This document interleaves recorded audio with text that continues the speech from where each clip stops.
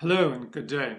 My name is Brien, the Director of Policy at the Legatum Institute, and I'd like to welcome you all to this webinar marking the launch of the Legatum Institute's 2021 United States Prosperity Index, the third edition of the index, which we first published in 2019, and it's great to have you all with us. The Legatum Institute is a global think tank based in London with a mission to build a movement of people committed to creating pathways from poverty to prosperity and the transformation of society. For nearly 15 years here at the Institute, we have been measuring and tracking prosperity globally. And we consider prosperity to be much more than material wealth, encompassing institutional, economic, and social well-being. Now, overall, prosperity in the US is strong, ranking 18th out of 167 nations and 7th in our economic domain. But on safety and security, the US ranks 66th, and on health, it ranks just 59th. So to understand the basis of these patterns and identify how to improve prosperity across the US, we recognized we needed to unpack it at a local level. So, guided by 40 experts from across research, academia, and policy, we have built a comprehensive picture of prosperity for the 50 states of the Union and D.C., as well as 1,196 counties across 12 selected states. And this work has been made possible through the support of the Helmsley Charitable Trust, the Robert Wood Johnson Foundation, and the Walton Family Foundation, for which we are very grateful. As we prepared this year's report, we were mindful of three major challenges that are likely to be reflected upon as significant moments in US history. Firstly, the handling of a global pandemic and its consequences, where of course the index allows for a very balanced perspective across different issues from health to education to the economy to be taken. Secondly, a heavily contested presidential election, and finally, increased tensions as a result of political and racial divisions. But we also wanted to ensure we reflected on some of the longer-term trends in society, and the essay in the report by Tim Dixon picks up on some of these. Overall, though, our ambition is that national, state, and local governments, business leaders, investors, philanthropists, and civil society leaders across the US will use the index to help set their agendas for growth and development, and that others will use it to hold them to account. So shortly, my colleague Shaun Flanagan, Director of Impact and Partnerships and Project Lead for the US work, will introduce our keynote speaker, Sonal, Shah, and afterwards reveal the key findings from this year's index. This will be followed by a panel discussion with a range of practitioners who are already using the index to shape decision-making across the states. Now, earlier I mentioned that prosperity was more than just wealth. So just before we move on, I'd like to share with you a short video that outlines in a bit more detail our definition and vision of what prosperity means in the US.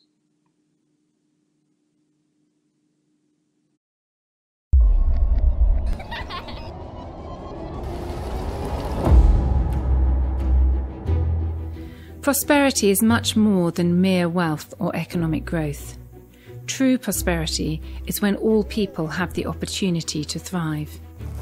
In a prosperous society, people live in peace, free from the threat of violence, oppression, and crime. Everyone's inherent dignity is respected, and all are free to vote, to protest, and to follow their beliefs. Governing institutions in every sector act with truth and integrity and are subject to the rule of law. And there are stable families and supportive communities that instill the values that shape the culture and build the bonds of trust needed for society to flourish. Prosperity is driven by an open economy that harnesses ideas and talent to foster employment and productivity and create sustainable pathways out of poverty. In a prosperous nation, open markets and high-quality infrastructure facilitate trade and commerce. There is a strong investment environment and effective business regulation that enables entrepreneurship, competition, and innovation. And people have the opportunity to work, to earn, to save, to take risks, and to succeed. Prosperity is built by empowered people who choose to live in right relationship with one another and create a society in which everybody is able to build a life free from poverty. People take care of their physical and mental well-being and can rely on a healthcare system that will take care of them when they need it. Learning is valued, and everyone receives a high-quality education so they can write their own futures. And the natural environment is stewarded wisely as a legacy for present and future generations. Prosperity means everyone has the opportunity and freedom to fulfill their unique potential and take responsibility for contributing to their communities and nations. Because ultimately, prosperity is not just what we have on the outside. It is also about who we become on the inside. True prosperity is a life well lived.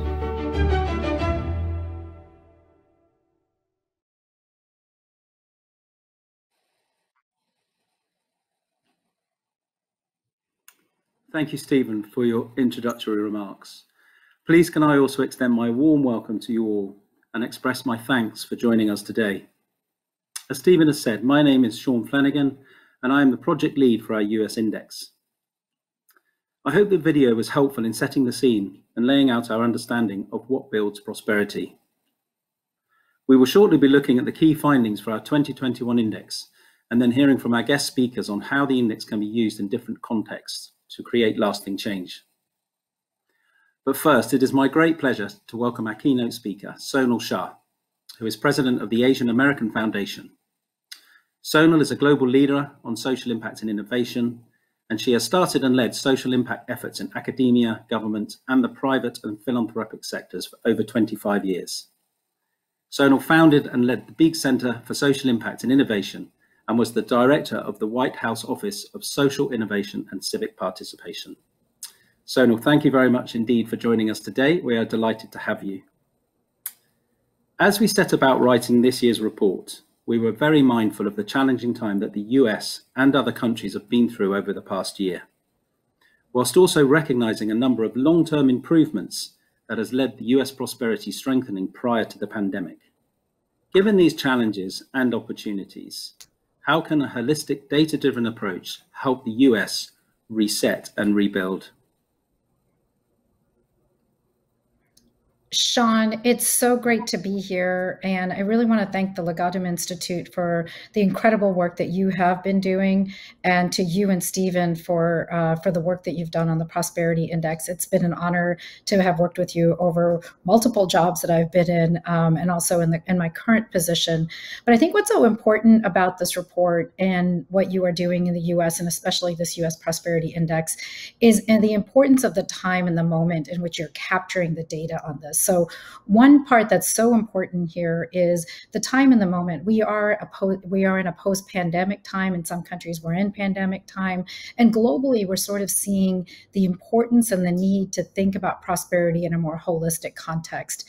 And that is ensuring that we include people and how we empower the people and give people the power to make sure we are in charge of our prosperity and our livelihoods, as well as inclusive society. What is the system that is ensuring that we have the ability to prosper, as well as an open economy? So sometimes in many cases, we think of our lives in silos, especially as a policymaker where I've been. We think about prosperity, we think about the economy, then we think about health, and we think about education. And really at the end of the day, what this index is showing is a holistic perspective of why we need all of it. We need all of it to understand how we as individuals thrive, how we as communities thrive, and how we as a society thrive. And what's so important about this is recognizing, and what I think the pandemic has shown us, is where the disparities were. We're now seeing the cracks, and we understand the cracks, and we have to do something about the cracks.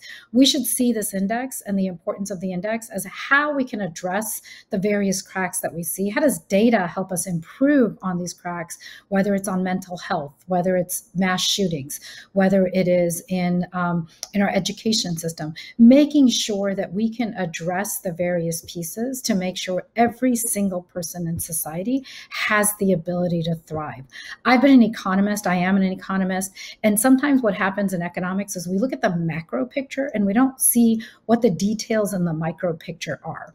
And what the index offers us is at a county level, We can look at what we need to do and where the data and what's missing. We can look at it at a city level, and we can look at it at a state level and at the national level. And that's actually super critical, because too often we look at I could look at the overall number and saying the US is looking fine. If you look at the prosperity index, we're doing quite well.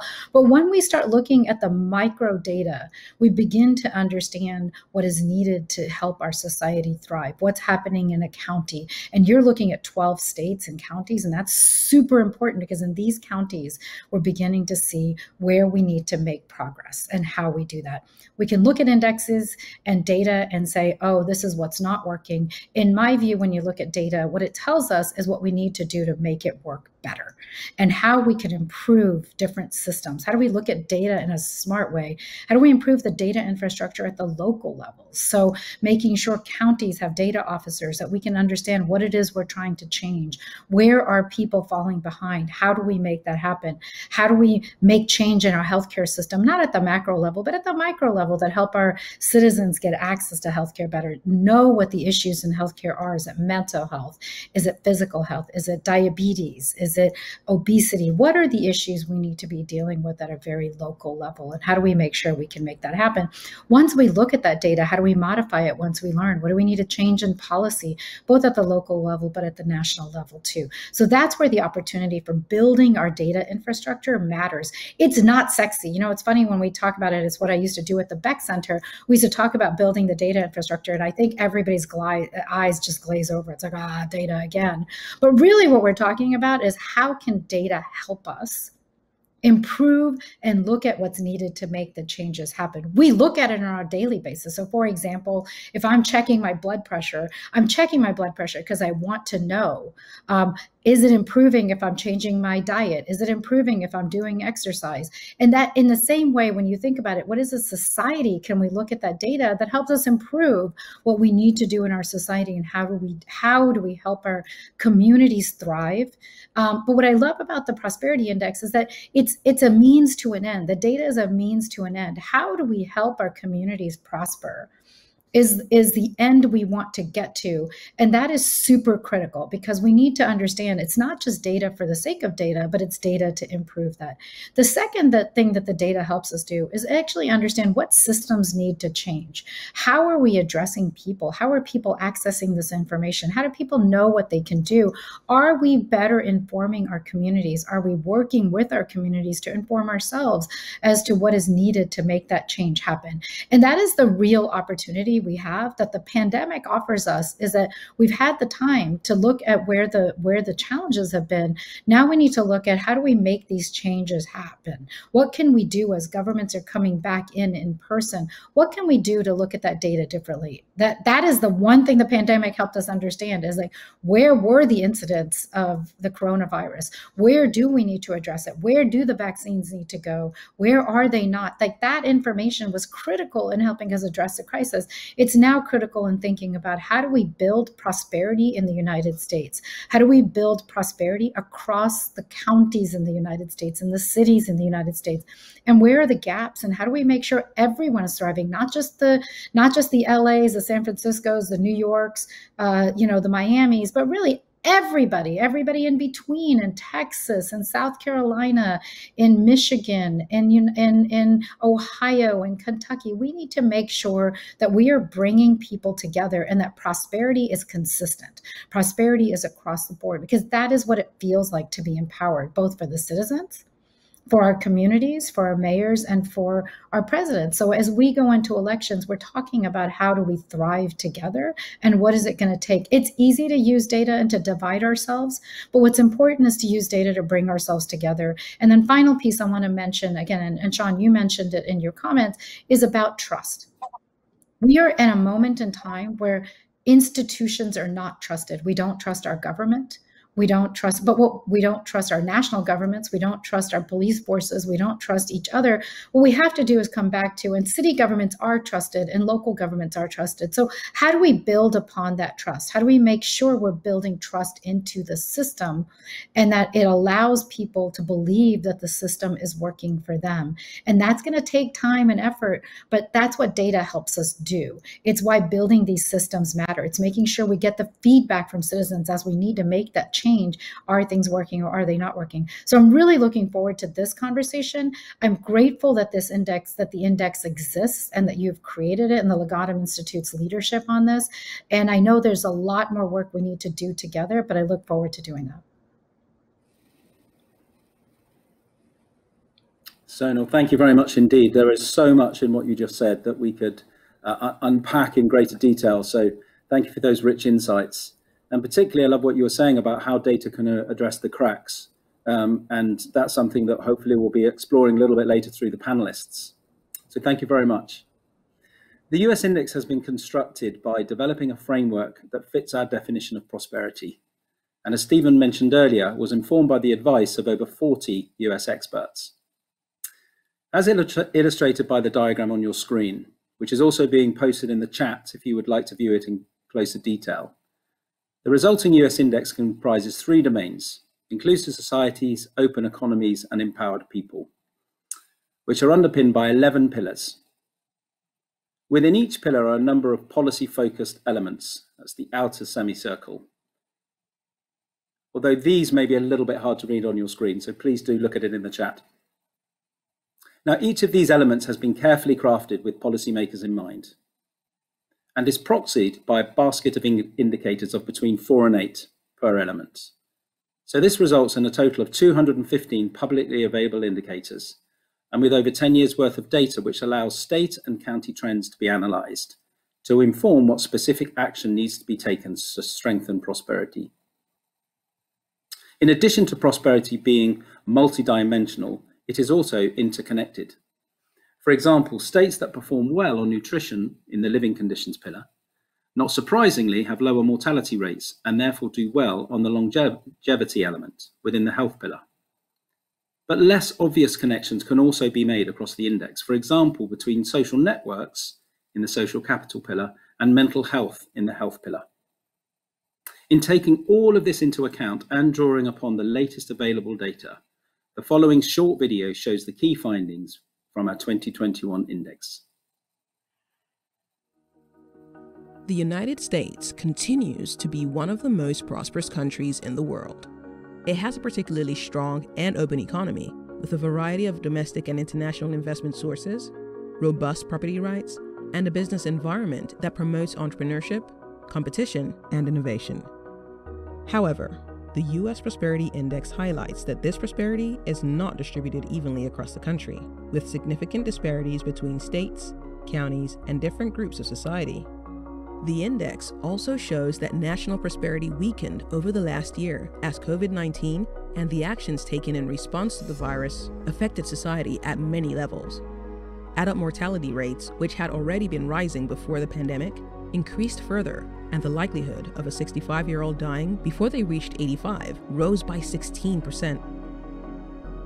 Shutting down restaurants, bars, and non-essential retail resulted in 20 million non-farm workers losing their jobs, with Nevada and Michigan particularly hard hit. The poverty rate increased, and there are now more than 500,000 homeless Americans, equivalent to the entire population of Wyoming. And mental health, which had already been deteriorating in all states except New Hampshire, weakened further. But while there is never a good time to experience a global health crisis, the index reveals that the US was in a strong place from which to tackle the pandemic, as national prosperity had been rising continuously for more than a decade, and there had been long-term improvements across many aspects of society. Productivity had increased, and the value of exported goods had risen significantly, with Maryland and New Mexico the most improved states. There had been an increase in the skills of the adult population, with 18 million more Americans becoming degree educated. Americans had become healthier, with all states seeing the rates of smoking decline, and almost all areas seeing a fall in levels of alcohol and pain reliever abuse.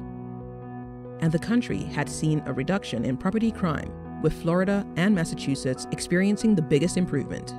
However, the index also reveals that there were challenges acting as a brake on U.S. prosperity even before COVID-19. There had been a significant rise in mass killings and injuries, with Hawaii, New Hampshire, and North Dakota the only states not to experience a mass shooting since 2013. Although personal and family relationships had strengthened, social networks had weakened in most states. and obesity levels were high and increasing, with more than 40% of adult Americans identified as obese, although in some counties, this was over 50%. Despite the long-standing challenges and those introduced through the pandemic, the U.S. has much to be confident about and celebrate. The strong resurgence in new business applications during the second half of last year and into 2021 is a testament to the entrepreneurial spirit that America is known for, and bodes well for the post-pandemic economic recovery. As the nation looks to the future, the key to unlocking greater prosperity lies in the potential for improvement in every state and county. The U.S. Prosperity Index is a transformational tool that enables leaders to identify their area-specific challenges and opportunities so they can reset following the pandemic and rebuild a more prosperous nation that will benefit all Americans.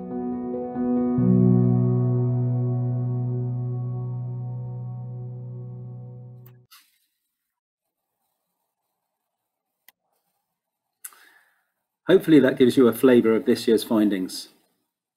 The index can be used as a framework to guide states and counties in their decision making, in particular, how to most effectively target funds from the American Rescue Plan, which includes consideration of the wider aspects of prosperity that had already been weakening prior to the pandemic.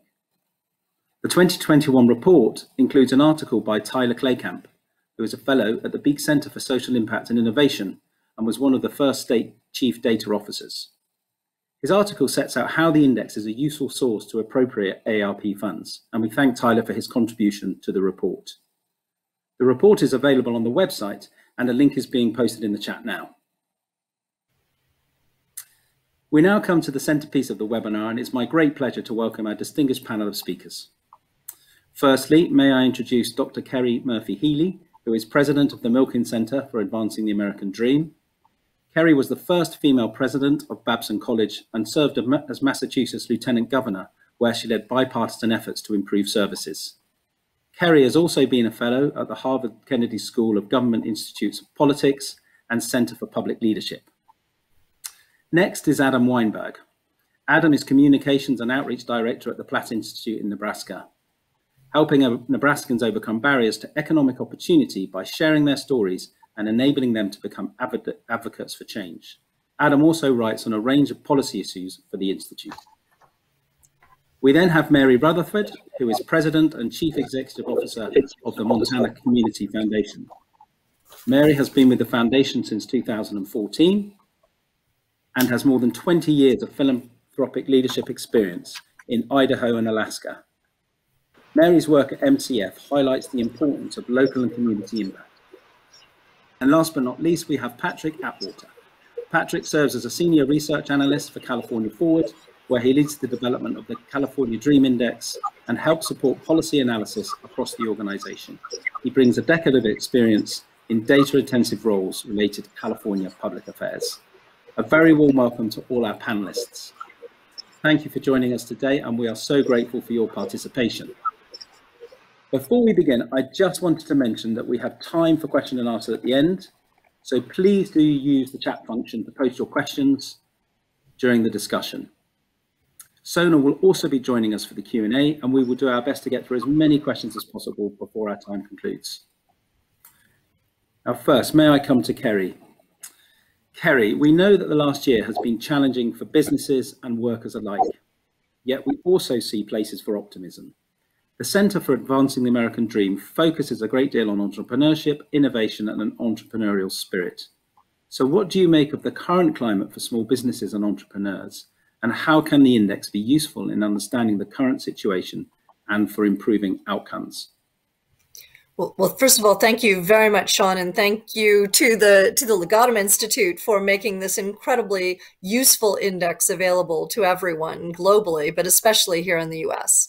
So Sonal was correct. What is really interesting in this data is that America's prosperity is so unevenly distributed. It's unevenly distributed amongst states, and it's unevenly distributed also among counties in a few states. And so I'm really excited to be able to dig into this data now that it's available and see, especially looking at the dynamism metric that you've teased out, because this is extremely important in the wake of COVID. So many people either were suddenly out of a job, as you mentioned, more than 20 million people were out of jobs during COVID, and we've seen a great resurgence, but there are still 8 million jobs yet to be refilled or recreated. And many people turned to entrepreneurship during this period of time. And they weren't entrepreneurs always of opportunity. Many of them were entrepreneurs of necessity. And I spoke to any number of small business people during this period of time who changed their businesses fundamentally in response to the challenge of COVID, whether they had to figure out how to provide remote services or deliveries or an entirely different business that they had not been in before. And so what we do see in this data is that there are pockets of response. And for example, in Miami, we see that there's a huge resurgence of different types of business openings. And this was happening even before COVID, but it's been intensified there. And I was just speaking to a small business person who noted that between 25 and 30 new venture capital companies have moved to Miami, not because they're actually following the entrepreneurs. Usually entrepreneurs follow the venture capitalists. In this case now, post-COVID, the venture capitalists are following the entrepreneurs. And that's a very interesting development. Another very important development is that those cracks that Sonal mentioned, those fractures in the system have been exposed and been exposed very publicly. It was extremely clear where there were deserts that were not just food deserts, for example, or healthcare deserts, but also finance deserts. And so you see companies like American Express or the Goldman Sachs Foundation and others rushing in to try to provide more support and more access to capital for a diverse type of entrepreneurs. We saw 41% of all Black small businesses close during April of 2020. And so suddenly there's this acknowledgement that there is a real vulnerability in our communities of color, that they do not have access to capital in the same way. Same thing for women entrepreneurs. And so we see for the first time some of these very large institutions moving in to try to respond to that. And so I can imagine us using this data as a way of directing those resources and making sure that our prosperity is more evenly distributed across the United States. Kerry, thank you very much indeed for those valuable insights, and also explaining the interconnectedness I think you were touching upon there of prosperity, you know, where we're talking about financing ecosystems, one of the elements within the index, and how that interacts with dynamism. And I think those kind of connections are really important. So thank you for those comments. Adam, if we can now come to you. Last December, we co-presented a webinar where we used the index to help identify the strengths and weaknesses of Nebraska. And since then, we've been really interested to hear about the strategic development plan that you've been working on, the Blueprint Nebraska initiative. Could you say a little bit about how you went about that and how the index helped the work you and others in Nebraska have been doing? Well, thank you, Shaun, and thank you to the Legatum Institute for having me, of course, but also for taking an interest in Nebraska. It's always wonderful to have outside expertise and to take a holistic look at where we need to go as a state. And Nebraska has many opportunities, but also challenges. If you look at the most recent index on the United States Prosperity Index, we are ranked 14th out of the state, which many states would like to rank higher. And so we're glad about that. But if you look into the data, you can see there's still a lot of areas where we could stand to improve. Nebraska, I always like to plant the seed. We're an agricultural state. Of you thinking about Nebraska and taking a look, if you'd like to come visit here in Omaha with the Platte Institute, we have a wonderful zoo, wonderful great amenities. We have events like the College World Series. And coming into a post-pandemic landscape, Nebraska has the opportunity to harness what is a great amount of financial stability that came out. We've had great financial receipts as tax receipts. We have an abundant supply of job opportunities in our state. We have the lowest unemployment rate in the United States currently. But these also come with challenges that are associated with our state. We haven't seen some of the robust growth that other states that might be situated in other regions of the country might have.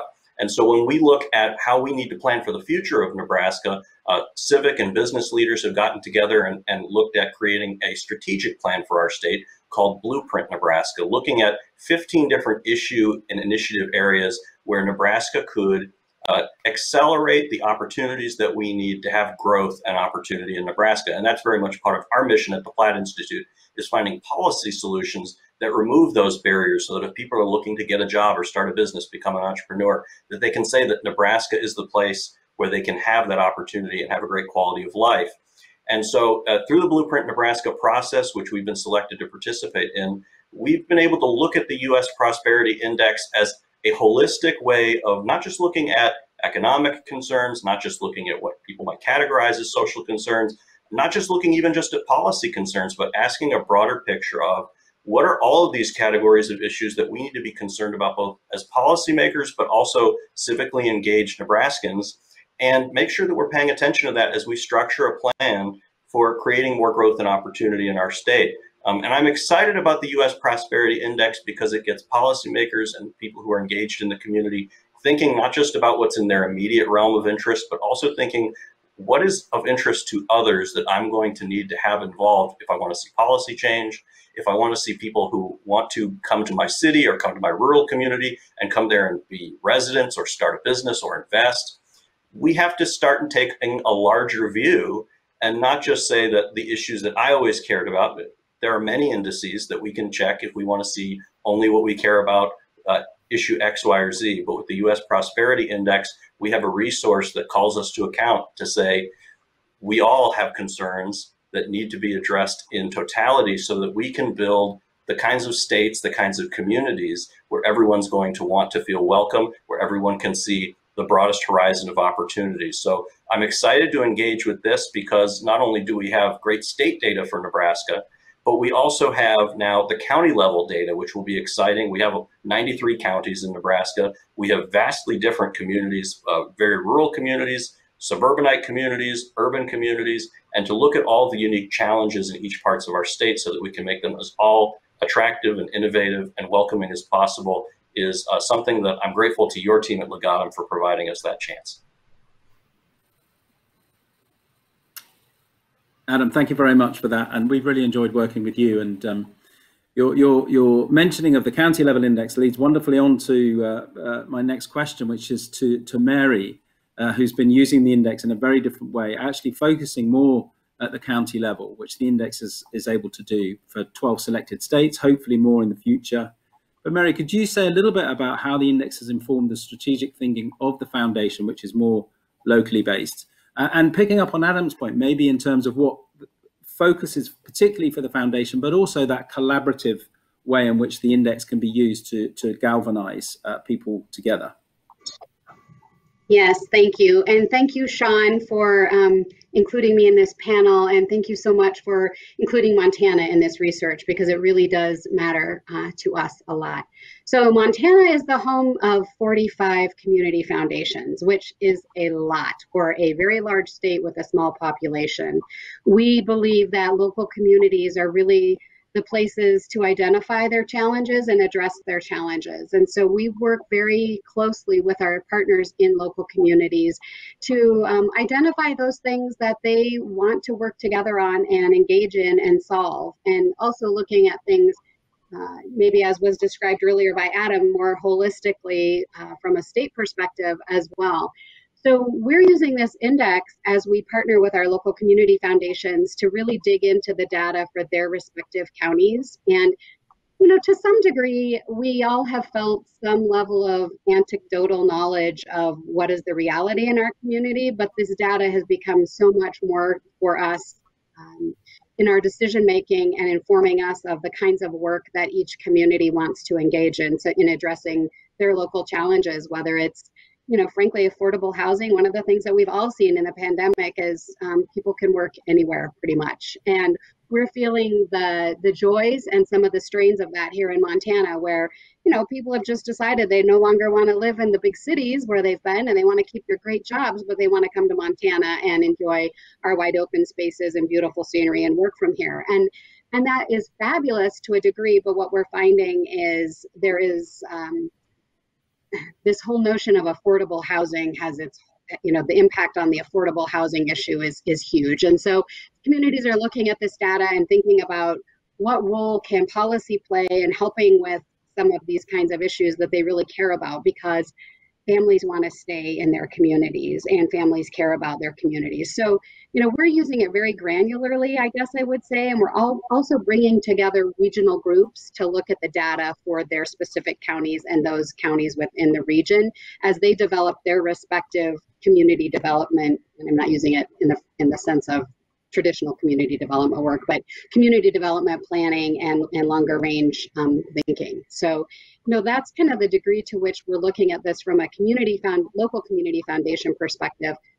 I would say, this has been enlightening for us. I'm probably a newcomer to the data. I'm a little sheepish to admit that many of you have probably known all about this for a long time and have been using it, but I'm pretty new to learning about this within the last year or so. And so it's been eye-opening to me and enlightening to me, and I feel this sense of urgency to kind of share the gospel with my colleagues at the state and the governor's office and the others that this information is out there, and how this might be used in a broader sense in our state. So trying to tackle that as well. And then the third way, I'll wrap it up so you can move on, Shaun.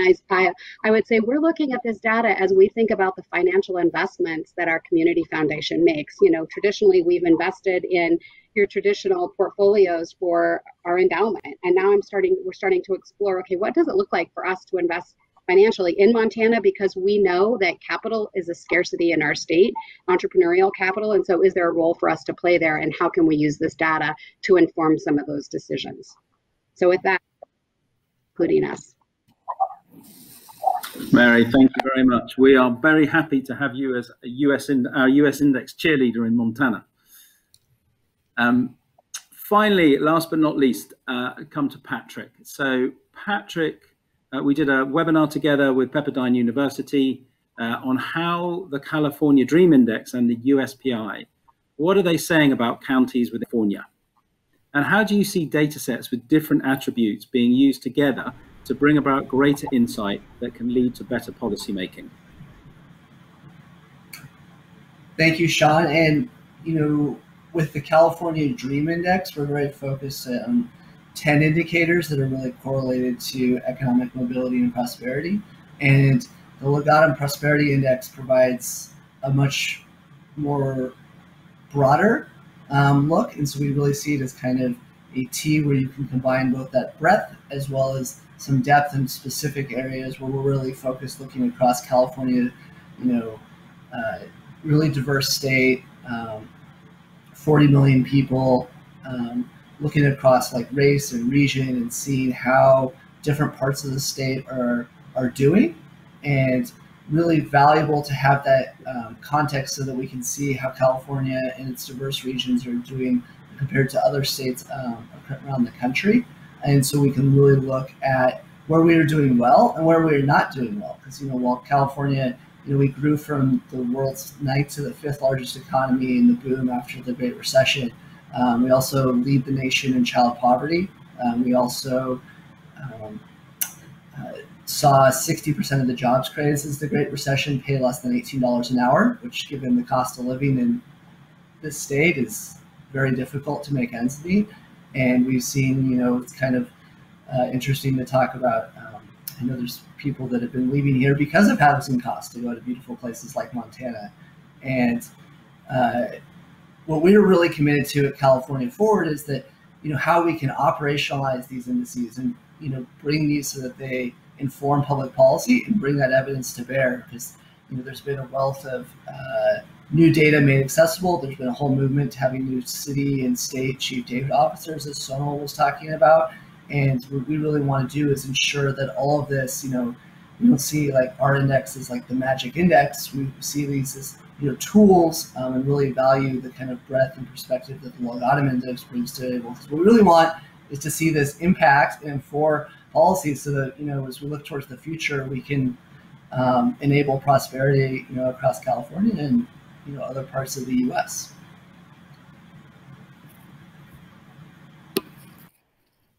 Patrick, thank you very much. I think you touched upon something there. So we're going to go to the Q&A session now. So thank you very much for all our panelists for your insights and some really interesting things coming through there, which we'll probably pick up in the Q&A. Just encourage people, if you have a question, please put it in the chat. We'd love to put that to our panelists. We've had a few come in. And I think Kerry and Sonal, you touched upon this in your remarks. So maybe I'll put this first question to Sonal around disparities in prosperity across the US. And how much do you think demographic plays a part in that? How much does demographics explain some of the unevenness of prosperity across the United States? Yeah, thank you. And first of all, I just want to say how important it was to listen to all of the different perspectives that were brought on. And Shaun, I think it's important, like it was great to hear Mary talk about it from a community foundation perspective, Adam to talk about it from a state government perspective, and Patrick from a third part. I don't know, Adam, are you in government? I can't remember. I mean, Patrick, I don't know if you're in government or if it's just if California Ford is outside of government. An NGO. So it's important to see how data can work across the spectrum and thinking about how we use this. So the question you ask is whether demographics plays a role in sort of in the disparities. I think demographics is part of it. I don't think it's the only answer. I think demographic shifts are happening and we need to see who has access. I think Kerry talked about this a little bit. Who has access to finance, who doesn't have access to finance, who has access to health services, who does. Like there's a series of questions that we have, and then demographics is definitely a part of it. But I would say when we think about demographics, break down demographics. And I think if I look at the index properly, that is what it's looking at. It's demographics from elderly to younger, demographics from minorities to majority. It's demographics from age the age conversations. It's also who has access and who doesn't. There's a demographic institute piece of this that's super important for us to pay attention to, but it's also the set of policies. It's also where businesses are, where we're putting emphasis. All of that really matters, and to know where the shifts are happening. So we're keeping track of those shifts in the process of it. So demographics, absolutely a big part of it, but we should look at demographics in a holistic manner too. Kerry, I don't know if there's anything that you wish to add on that. Yeah, I would just say that I think the demographics are like the markers of the disparities, and that they're the beginning. They're not the end. It's not enough to say, well, cities seem to be more prosperous than less more rural areas, or that communities of color are less prosperous than white communities. We have to ask why, because then that will bring us toward the solutions. And I think that the kind of granularity, that we see Adam and Mary breaking it down to is really important. And it's also why it's so important that this county by county data exists, because we're not going to be able, if we just have that broad description of the disparities and what those various elements entail, we're not going to be able to solve the problems. So that's what's exciting to me about the data, is that we're able to actually look, even within cities, and sort of see where there are pockets of disparity and try to bring services and new policy approaches to bear. Yeah, that's very helpful. Thank you both very much indeed. I mean, I think this leads on nicely to our next question, which, I think from what the two of you were saying is that in a sense, this needs to be grassroots up, that we really need to understand localities. But what do you think that tension is? And this is a question for everybody really, that tension between policy solutions at the state and local level versus policy solutions at the federal level. How do you see those two interacting, or should they interact? Should everything be done at the state level, or should everything be done at the federal level? Love to hear people's thoughts. Can I just jump in here really quickly, and I'll be very short. As someone who worked at the state level, who was a lieutenant governor, I can say that but I was also liaison to cities and towns. And we had 351 of those in tiny little Massachusetts. There are problems that have to be solved on a local level. There are problems that can be solved on a county level. There are problems that should be solved at a state level. And there are very, very few things that absolutely have to be done at a federal level. And so I think it's more everyone understanding where their place of intervention is, who has the strongest levers to pull. And there's nothing worse than a federal agency trying to come in and solve a local problem. They're going to be a very blunt instrument, and they're going to do a bad job. That's a really interesting point, Kerry, actually, and it kind of leads on to me thinking, and I think Mary touched upon this, I think Patrick touched upon this, and what they were saying is, how do we ensure that that collaboration works? Because that feels like key to successful policy making. Because often the levers are held by different people. How do you ensure great collaborative working to address these needs? Who would like to take that one? I would love to speak about that a little bit, because building on the point about state policy, it's such a, we know that the states are laboratories of democracy. They're a place where we can, especially in some of these smaller population states like mine, we have a unicameral legislature in Nebraska. 49 senators are our representatives. You can conceivably get to know all of those people, and we do, and talk to them about what should happen in this state. And you can also go to our voting population with referenda and initiatives. And so there's a lot to be done on the state policy level that I think when we look at these holistic measurements and we look at the why of some of these problems that we're trying to resolve, we as people engaged in the public policy and other realms of civic engagement, we have an opportunity to look at some of these issues and find a bridge between people who are engaged in the policy process because they care about this party or these principles or these ideas, and people who are from this other side, and try to find what connects the two, because we have to live in these states together. These are our homes, and we should be looking out for the future. And I think most people are. And so anytime that you can find a commonality, especially at the state and local level, build upon it. Try to find other ways that you can create new initiatives and policies that disrupt the notion that because we've disagreed in the past, we have to be dedicated to each other's failure, because we have to live in the same counties and the same states and the same country and share it. And so I think we have to build on those points of agreement when we have them. Jump in and just add a little more detail to that. You know, we found in Montana that, you know, building trust and building community is a lot of work sometimes. And it's so important to bring the disparate opinions, people who tend to have disparate opinions on every topic on the planet together, and building that kind of social connection and that kind of experience and experiential trust building and collaborative workings.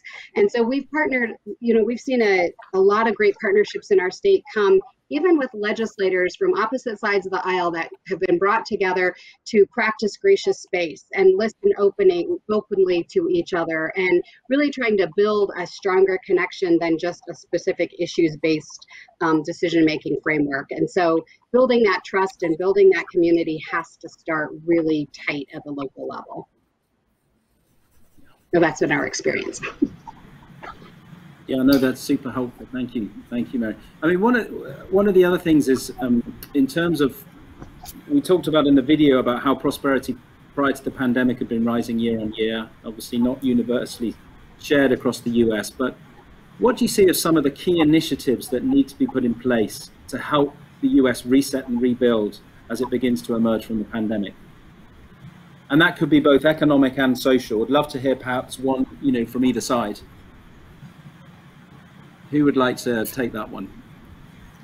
I mean, I'll start off. I think one of the things that stood out to me, even though it wasn't one of the issues I was focused on, was the terrible deterioration of mental health for Americans during this period of time. And yes, yeah, I can tell you as a former college president that there were also already a great deal of anxieties building in young people even before the pandemic, but it really has reached crisis levels at this point. And the you know, the number, a quarter of our young people contemplating suicide during that COVID period, and so many people experiencing poor mental health as they're trying to re-enter the workforce.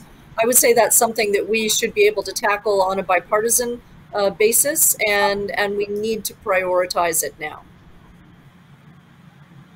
On the economic side, there's definitely been a multi-decade trend towards agglomeration, and a few counties doing extremely well. I think it's approximately like 20 counties made up half of U.S. GDP growth pretty recently. And so one of the things that we've been working on, it's great to hear from some of the, California is pretty big. Our diversity is very diverse, and so the economy of the Bay Area and Silicon Valley is very different than Redwood Coast and other areas. So we've been having a lot of success around building like things like in Fresno, doing the Fresno Drive process, looking at regional inclusive economic development, and have been working with the administration to scale that up across the state. So there's some new investments being made there. I think that type of making sure that none of these regions are left behind, because we've seen very much, there's certain parts of the state and the country that are doing really well, and there's other parts that have been doing not so well. And I might just add here. Yeah, go for it. Go for it. Sorry, Shaun. I might just add here. I think it would be a mistake for us to just say the pandemic is over, therefore let's just go back to business as usual, and not recognize that there were disparities in our communities, and there are things that we can do. And I think, again, what the index has a lot to offer here is that we can look deeper and saying, as we're rebuilding, as we're coming back out of this pandemic, how do we address these the issues that we may have? Maybe it's mental health, maybe it's health access, maybe there's things that we can do and emerge out, because the economy is coming back strongly. The question is how we do it will matter. And I think this is really our opportunity. You know, I live in Houston. While I'm in DC right now, I live in Houston, and I can see it in my own town, in my own community. I live in a county of 4.5 million, which is huge, but there's lots of disparities within the county itself. And there's a lot we can do, and really not just go back to business as usual. Which businesses have closed down? How do we make sure there's access to finance for those businesses or those families that want access to finance? How do we make sure that, you know, homes, people can still buy homes, and what are ways to do that? There's much we can still do, and just going back to the way it was is not enough. I think this is our opportunity to say, let's look deeper, and let's address the inequities that we can do more about.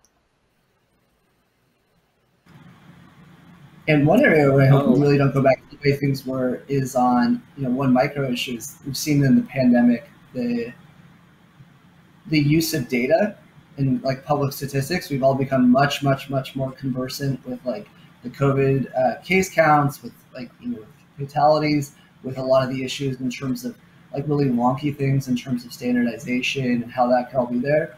And that's one of the areas where I hope that we're still pretty early days in terms of how we are trying to make, you know, public sector data more digitally accessible and utilize it and really build all that data infrastructure. So I hope that's an area where we can learn and realize from the pandemic and our experience.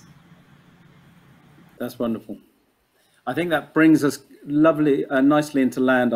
We could keep talking about this all day, and I'd love to, but unfortunately we're nearly out of time. So I think Patrick brings us in to say it's, you know, data drives the decision making. That's what and it also helps collaboration.